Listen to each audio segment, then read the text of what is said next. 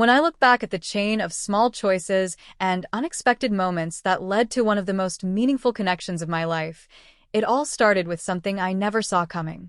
I had always believed myself to be kind, open-minded, and grounded, but sometimes life presents you with a chance to really test those qualities. My name is Laura. I live in a quiet suburban neighborhood in Ohio, and this story is about Maria, the woman who worked in my house as a helper, and the day she surprised me with an unexpected request that would end up changing us both in ways neither of us imagined. Maria had been coming to our house for nearly 2 years. She wasn't a live-in helper. She worked a few hours every day, tidying up, helping with laundry, sometimes cooking, and just making our lives smoother. She wasn't flashy or loud. She moved with a quiet grace, always polite, always respectful, and very reliable. My husband, Daniel, and our 2 kids adored her. She had become a constant presence, not quite family, but not exactly just an employee either. There was always a warmth to her that made her feel like part of the rhythm of our household. I remember the first day she came. She was shy, almost apologetic, as though she was worried about taking up space she didn't deserve.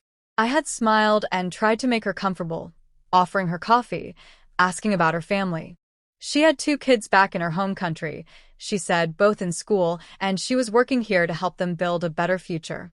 It struck me immediately, the quiet strength in her eyes, the way she spoke of her children with such love. In the months that followed, I learned little pieces about her life. She didn't volunteer much, but sometimes, while folding laundry side by side or cooking in the kitchen together, she would share small details. How her daughter loved drawing flowers, how her son was learning to play soccer, how much she missed them.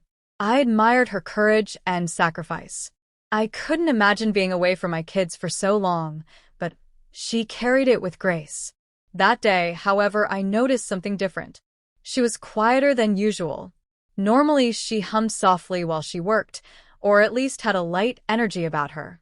But that afternoon, as I came into the kitchen to pour myself a glass of water, I saw her standing by the counter, her hands clasped tightly, her eyes distant. "Maria," I said gently, "is everything okay?" She startled slightly, then gave me a quick smile. "Yes, ma'am. Everything is fine." But her voice wasn't steady. I could see her struggling with something. I set my glass down and leaned against the counter. "You know you can tell me if something's wrong, right?" For a moment, she just stood there, staring at her hands.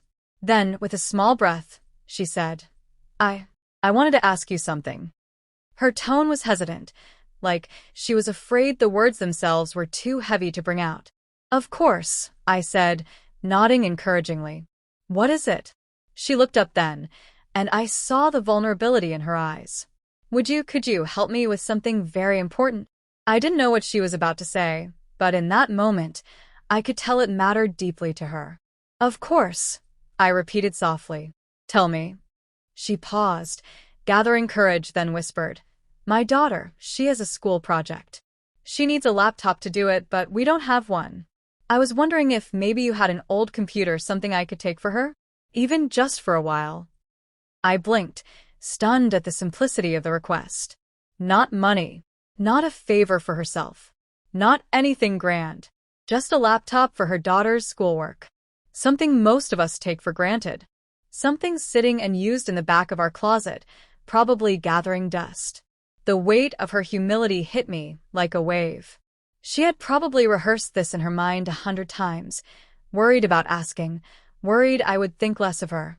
The thought of her daughter, far away, struggling with school just because she didn't have the tools, suddenly it made my heart ache. "Maria," I said, my voice softer than I expected. "You don't even have to ask. Of course I'll help." Her eyes widened, and for a moment, she looked as though she didn't quite believe me. "Really, ma'am?"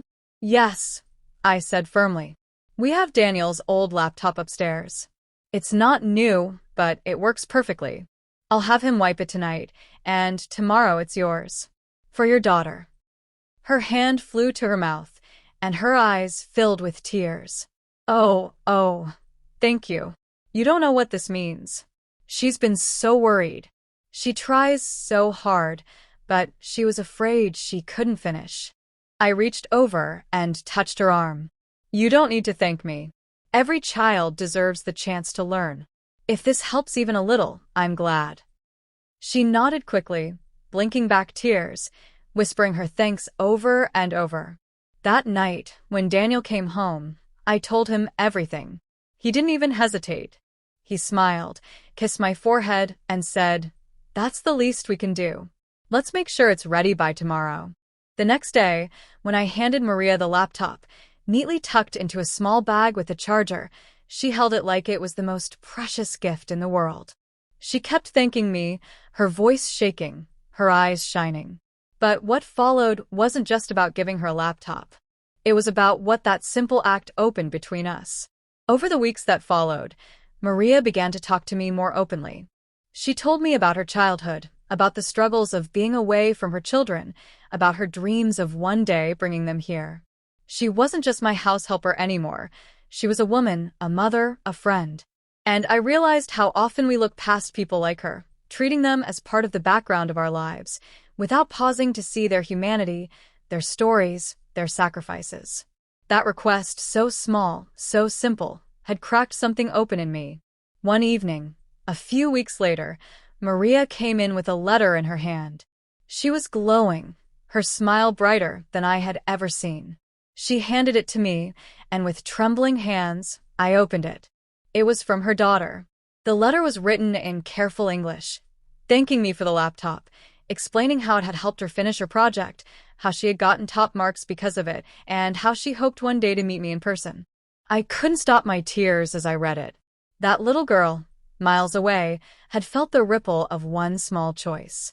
In that moment, I understood something I'll never forget. Sometimes, the smallest gestures carry the biggest weight.